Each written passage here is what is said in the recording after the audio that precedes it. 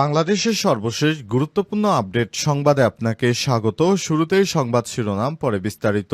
প্রথমে জানাবো, নির্বাচনী রোডম্যাপ ঘোষণা, অন্তর্বর্তীকালীন সরকারের প্রতি সন্তোষ প্রকাশ করেছে জামাত ইসলাম। ত্রয়োদশ জাতীয় সংসদ নির্বাচনের রোডম্যাপ ঘোষণা করায় অন্তর্বর্তীকালীন সরকারের প্রতি সন্তোষ প্রকাশ করেছে বাংলাদেশ জামাত ইসলাম। আজ এক বিবৃতিতে তিনি এই প্রতিক্রিয়া জানিয়েছেন। বিবৃতিতে ডাক্তার শফিকুর রহমান বলেছেন, প্রধান উপদেষ্টার ঘোষণায় জাতি আশ্বস্ত হয়েছে। আমরা আশা করি ঘোষিত সময়ের মধ্যে একটি অবাধ, সুষ্ঠু, নিরপেক্ষ ও গ্রহণযোগ্য নির্বাচন অনুষ্ঠানের জন্য অন্তর্বর্তীকালীন সরকার প্রয়োজনীয় সব পদক্ষেপ গ্রহণ করবে। জানাবো, হামাসের হামলায় 5 ইসরায়েলি সেনা নিহত। গাজার খান ইউনুসের একটি সংঘবদ্ধ হামলায় ইসরায়েলি সেনাবাহিনীর 5 সদস্য নিহত হয়েছে। আজ ইসরায়েলি গণমাধ্যমের বরাত দিয়ে এই তথ্য নিশ্চিত করেছে ইরানি বার্তা সংস্থা মেহের নিউজ এজেন্সি। এদিকে দখলদার ইসরায়েলে ইয়েমেন থেকে ক্ষেপণাস্ত্র হামলা। আলহামদুলিল্লাহ, আজ অবরুদ্ধ গাজাবাসীর প্রতি সংহতি জানিয়ে ইসরায়েলের অধিকৃত ভূখণ্ডে ব্যালিস্টিক ক্ষেপণাস্ত্র নিক্ষেপ করেছে হুতি আনসারুল্লাহ নিয়ন্ত্রিত ইয়েমেনের সশস্ত্র বাহিনীর যোদ্ধারা। এই হামলার ফলে দখলকৃত ভূখণ্ডে বসবাসরত ইসরায়েলি বাসিন্দাদের মধ্যে ব্যাপক আতঙ্ক ছড়িয়ে পড়ে। আল জাজিরার প্রতিবেদনে বলা হয়েছে, হামলার সময় অনেক ইহুদি বাসিন্দা নিরাপদ আশ্রয়ের খোঁজে পালিয়ে যায়। রাশিয়ার তীব্র হামলায় ইউক্রেনে নিহত 6, আহত 80। ইউক্রেনের রাজধানী কিয়েভ সহ বিভিন্ন শহরে আজ ব্যাপক ড্রোন ও ক্ষেপণাস্ত্র হামলা চালিয়েছে রাশিয়া। এতে অন্তত 6 জন নিহত এবং 80 জন আহত হয়েছে। আর ইউক্রেনীয় কর্মকর্তাদের বরাত দিয়ে বার্তা সংস্থা রয়টার্স এই তথ্য নিশ্চিত করে। প্রতিবেদন অনুযায়ী হামলার পেছনে রয়েছে একটি প্রতিশোধমূলক প্রেক্ষাপট। হামলার কাজে 460টি ড্রোন এবং 45টি ক্রুজ ও ব্যালিস্টিক ক্ষেপণাস্ত্র নিক্ষেপ করেছে রাশিয়া।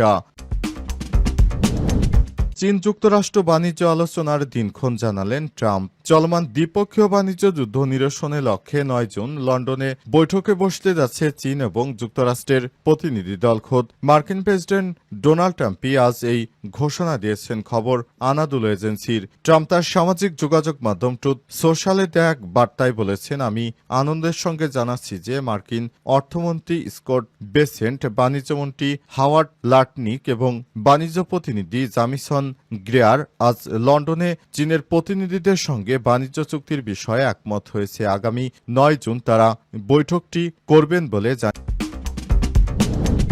ইসরায়েলে ইয়েমেনের ক্ষেপণাস্ত্র হামলা।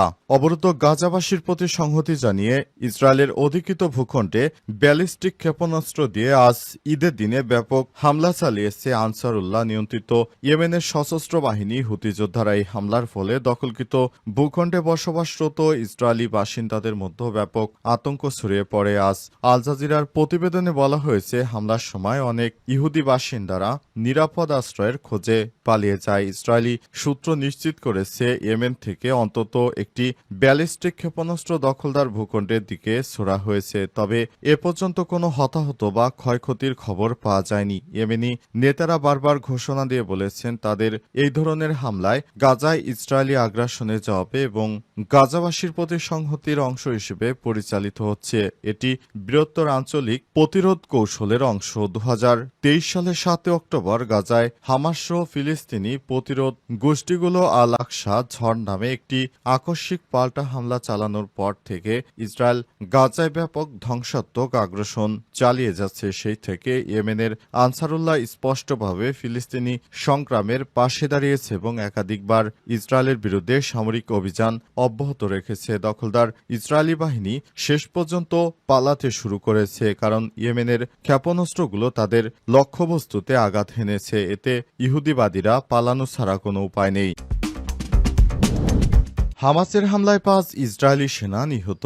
গাজায় খান ইউনুসের একটি সংঘবদ্ধ হামলায় ইসরায়েলি সেনাবাহিনীর 5 সদস্য নিহত হয়েছে। আজ ইসরায়েলি গণমাধ্যমের বরাত দিয়ে তথ্য নিশ্চিত করেছে ইরানি বার্তা সংস্থা মেহের নিউজ। প্রতিবেদন অনুসারে গাজার প্রতিরোধ বাহিনী, বিশেষ করে হামাসের যোদ্ধারা খান ইউনুসে ইসরায়েলি বাহিনীকে একটি পরিকল্পিত ফাঁদে ফেলে সম্পূর্ণভাবে অরক্ষিত অবস্থায় পরাস্ত করে। ইসরায়েলি গণমাধ্যম জানিয়েছে, দক্ষিণ গাজার খান ইউনুসে একটি ভবনধসে ইসরায়েলি সেনাদের উপর পড়ে। এতে 5 জন ইসরায়েলি সেনা নিহত হন এবং আরও কয়েকজন আহত হয়েছে।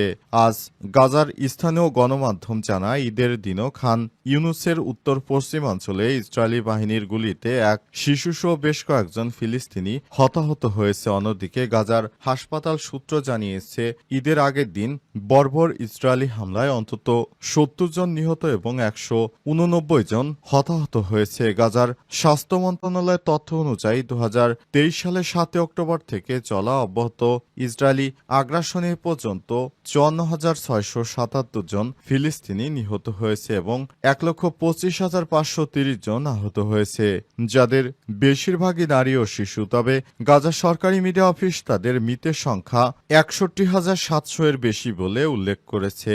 জানিয়েছে ধ্বংসস্তূপের নিচে নিখোঁজ হওয়া হাজার হাজার মানুষ মৃত বলে ধারণা করা হচ্ছে। এখনও তাদের সেখান থেকে উদ্ধার করা যায়নি, কারণ সম্পূর্ণ গাজা এখনও ধ্বংসযজ্ঞ চলছে। সেই ধ্বংসযজ্ঞ সরিয়ে তারপর মৃতদেহগুলো বের করতে সময়ের প্রয়োজন। নির্বাচনী রোডম্যাপ ঘোষণা, অন্তর্বর্তীকালীন সরকারের প্রতি সন্তোষ প্রকাশ করেছে জামাত ইসলাম। ত্রয়োদশ জাতীয় সংসদ নির্বাচনের রোডম্যাপ ঘোষণা করায় অন্তর্বর্তীকালীন সরকারের প্রতি সন্তোষ প্রকাশ করেছে বাংলাদেশ জামাত ইসলাম। আজ এক বিবৃতিতে তিনি এই প্রতিক্রিয়া জানিয়েছেন। বিবৃতিতে ডাক্তার শফিকুর রহমান বলেছেন, প্রধান উপদেষ্টার ঘোষণায় জাতি আশ্বস্ত হয়েছে। আমরা আশা করি ঘোষিত সময়ের মধ্যে একটি অবাধ, সুষ্ঠু, নিরপেক্ষ ও গ্রহণযোগ্য নির্বাচন অনুষ্ঠানের জন্য অন্তর্বর্তীকালীন সরকার প্রয়োজনীয় সব পদক্ষেপ গ্রহণ করবে। এ সময় তিনি আরও বলেছেন, জাতির তীব্র আকাঙ্ক্ষা সংস্কার, নির্বাচন ও নির্বাচন বিচার নিশ্চিত করা, এই তিনটি বিষয়ের ভিত্তিতে জুলাই সনদ প্রণয়ন ও বাস্তবায়নের মাধ্যমে অন্তর্বর্তীকালীন সরকার বাংলাদেশকে একটি সুষ্ঠু গণতান্ত্রিক ধারায় ফিরিয়ে আনতে সক্ষম হবে। তিনি সংশ্লিষ্ট সব পক্ষকে দায়িত্বশীল ভূমিকা পালনের আহ্বান জানান এবং শান্তিপূর্ণ অংশগ্রহণে নির্বাচনের পরিবেশ নিশ্চিত করার উপর গুরুত্ব আরোপ করেন। উল্লেখ্য, সন্ধ্যা ৭টায় জাতির উদ্দেশ্যে দেওয়া ভাষণে অন্তর্বর্তীকালীন সরকারের প্রধান উপদেষ্টা ড. মোহাম্মদ ইউনুস ঘোষণা করেছেন, আগামী জাতীয় সংসদ নির্বাচন ২০২৬ সালের এপ্রিলের প্রথমার্ধে যে কোনো দিন অনুষ্ঠিত হবে। অন্তর্বর্তীকালীন সরকারের প্রধান উপদেষ্টার নির্দেশে, তার উদ্যোগেই বাংলাদেশে নির্বাচন অনুষ্ঠিত হবে। সবাই অন্তর্বর্তীকালীন সরকারকে আসলে ৫ বছরের জন্য ক্ষমতায় চাইছে, কিন্তু শুধুমাত্র রাজনৈতিক দল হিসেবে বিএনপি নির্বাচন করছে। বাংলাদেশের জনগণ সরকারকে, বর্তমান সরকারকে ৫ বছরের জন্য ক্ষমতায় চায়। সেটি আজ প্রধান উপদেষ্টা নামাজ পড়তে যাওয়ার পরই জনগণ সেটি প্রমাণ করেছে।